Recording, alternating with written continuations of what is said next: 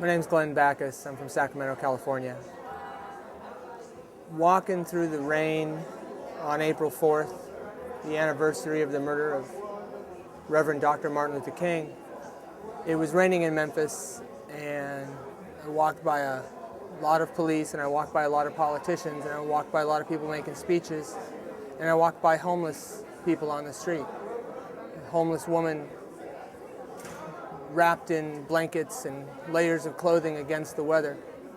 And in every city I walk in America, in New York City, in Sacramento, California, in San Francisco, in Los Angeles, in Memphis, and every place I go, I see homeless people on the streets, dying from starvation, dying from exposure, dying because they're addicted to alcohol and drugs, dying because they're mentally ill, or dying because they have a felony conviction in their background which keeps them from getting a job, so they're unemployable and they live on the street, and they die on the street. They die of exposure, they die of starvation, they die of neglect, they die from our societal neglect. So 40 years after the death of Martin Luther King, America is still an extremely violent society that allows its citizens to die because they're mentally ill, because they're physically addicted to alcohol or drugs, and more because we lock up our young men and young women in prisons, and we give them a felony conviction. We release them to the streets with nothing but a felony conviction, and they can't work. They can't support themselves, they can't support their children, they can't support their parents and their grandparents, and there's entire communities where half the men have a felony conviction. They can't take care of themselves, and those communities get poorer and poorer. Mass incarceration is the #1 driver of intergenerational transfer of poverty from one generation to the next.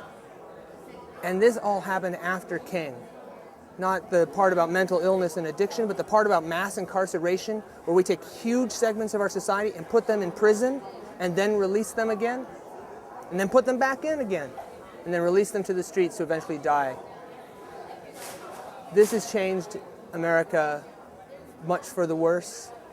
And my dream is for an economic revitalization built on ecology and environmentalism and a care for community and a care for families, so that we no longer build prisons and we no longer build tire factories and we no longer build concrete factories, but we employ young men and women to change the windows in my house, in your house, and we employ them to change out the toilets and fix the plumbing so that we have water conservation, that we fix the wiring in the house so we can serve electricity.